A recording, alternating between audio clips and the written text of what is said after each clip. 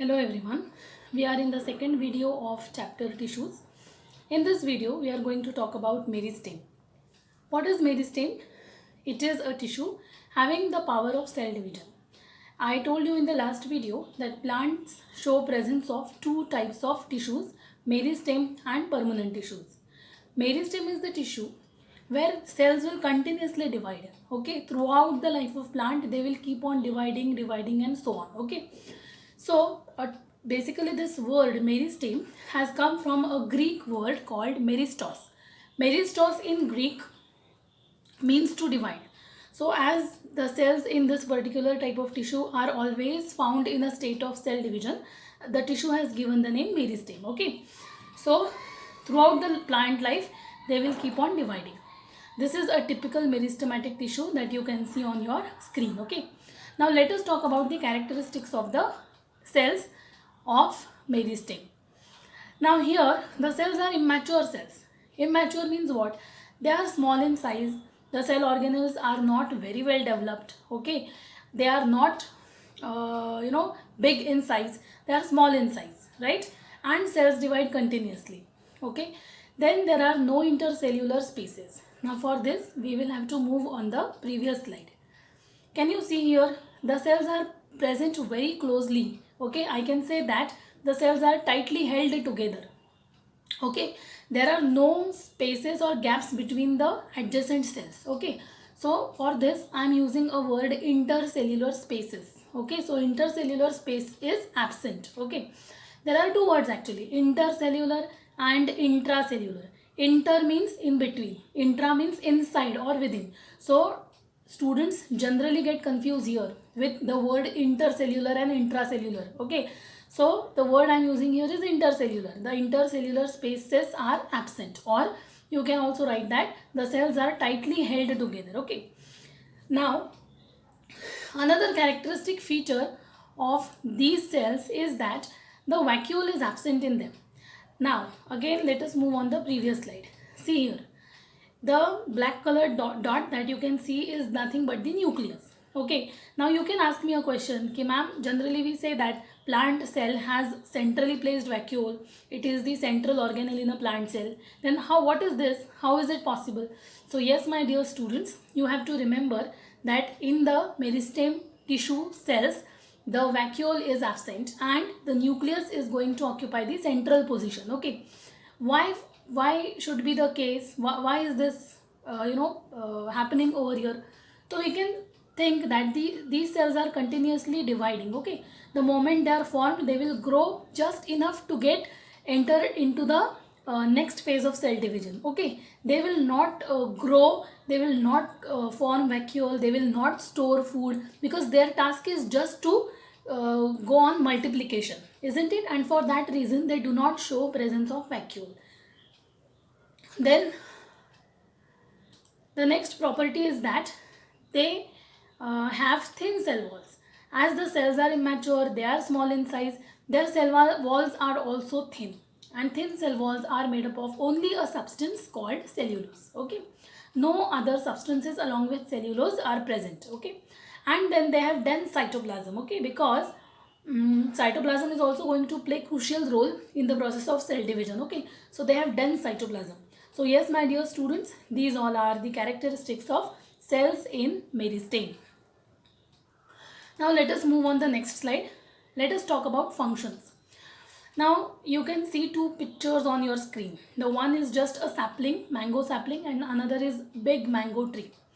So and when any sapling, when any plant grows, there would be increase in its height or length, isn't it?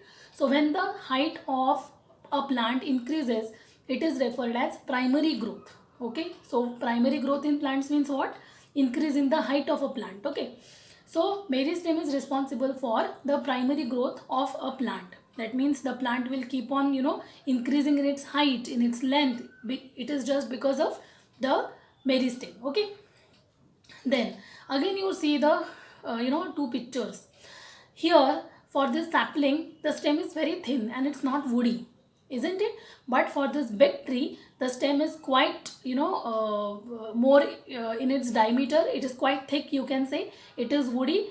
Okay, so this type of growth where the stem increases in its girth or diameter is known as secondary growth. So here one more word I am going to introduce, secondary growth in plants. What does it mean? It means increase in the thickness of stem, the stem becomes woody, or increase in the girth or diameter of a stem is known as secondary growth. So for both these types of growth, primary and secondary growth, the tissue which is responsible is meristem. Okay, yes. The another function of meristem is it gives rise to permanent tissues. Okay, now what are permanent tissues? Permanent tissues are those where the cells are permanently differentiated. They have lost the ability of cell division and now they have taken up some or the other functions. For example, some cells would take up the function of conduction, some cells would take up the function of protection, and so on. So meristem cells would give rise to permanent tissues. Okay, for example, if 100 meristem cells are there in a plant, 75 would be differentiated into permanent tissues and remaining 25% continues to divide. Like that, the old ones would become permanent tissue cells. So these functions are very important and you have to remember them. Now let us talk about the location of meristem. Where is this tissue present? Now here let me use pointer. Yes, so this tissue is basically present in the growing regions of plants. And what are those growing regions? The root tip. Any root you always observe, it will grow with its tip, that means this point. Okay, and shoot tip. Okay, you can just observe any plant in your balcony or garden, that any plant would always tend to grow with the help of its shoot tip and root tip. So this is the place where the meristem tissue is located. Because of this, the plant will grow. Okay, and it is also present in the internode and at the base of the node. Now before understanding its location, we should first understand the meaning of node and internode. See this picture, second picture is here. You look at the cursor. I am using pointer over here. So see there. Okay, so see wherever, I mean the point from where the leaf arises is known as node. So this point is node here and this point is node here. Okay, because the leaves are arising from these 2 points. Okay, you can check it in the any of your any plant that you have, any potted plant that you have in your balcony. Okay, so the place from where the leaf arises is known as node, and the distance between the two successive or adjacent nodes is known as internode. Okay, what is here? See, this is first node and this is second node, but can you see here the distance of internode is very less, its length is very less, but here it is more. So this increase in the length of internode is because of which tissue? Meristem. So as the distance between two successive nodes or the length of internode increases, the plant height will increase. Okay, and this is going to be there because of which tissue? Meristem. Okay, and similarly base of leaf. See, you can see here this leaf is very small. Okay, here also you can see, but eventually it would grow into a mature leaf. So that growth of leaf is also there because of which tissue? Meristem. Okay, yes. So this is what all about the location of meristem. Now the third important point is the types of meristem. In a plant body, there are 3 types of meristems situated. First one is apical meristem. What is apical meristem? Let me use pointer. The meristem which is present at the apex. Apex means again tip, shoot tip and root tip. This one is known as apical meristem, and of course its function would be to control the primary growth in plants. Okay, so as this meristem divides, the plant will grow more in its height. Okay, it would be taller. Okay, so this is the function of apical meristem. Okay, the second type of meristem is lateral meristem. See, lateral means sidewise. The meristem which is present laterally here, you look at the cursor pointer. So this is lateral meristem. As this lateral meristem divides, it will multiply in this direction. This will also multiply in this direction. So what will happen? There would be increase in the girth or diameter or thickness of stem. Okay, so lateral meristem is present on the lateral sides of stem. Lateral sides, see, lengthwise it is present, and it is responsible for secondary growth in plants. Okay, Now this lateral meristem also becomes another tissue called cambium. And what is intercalary meristem? See here, the one which is present at the base of internode. I told you in the previous slide what is internode. Okay, so if suppose this is one node, this is second node, and distance between this is internode. And look here, at the base of internode is this tissue which is known as intercalary meristem. Understood? So this intercalary meristem is going to be responsible for branching. You often see that after plant accomplishes its primary growth, branching would initiated there. Okay, so branches, branch formation is because of which meristem? Intercalary meristem. So here we finish types of meristems, that is apical, intercalary and lateral. Now we are going to talk about permanent tissues. We have seen the characteristics of meristem, okay, and I told you that some of the cells of meristem will be differentiated to form permanent tissues. So what would be the definition of this? Let us see. It is a tissue in which cells lose the ability of division. They just lose the ability of division and they become permanent in their size, shape and function. So any such tissue is known as permanent tissue. Now we have seen the features of meristem. Like that, we are also going to talk about the features of permanent tissue cells. Okay. Now see here. Let us start with this point. The cells lose ability of division. Okay. These points you study with respect to meristem. Compare them. Meristem ke cells had ability to divide. Here these cells have lost the ability of division. Okay. Then the cells are bigger in size.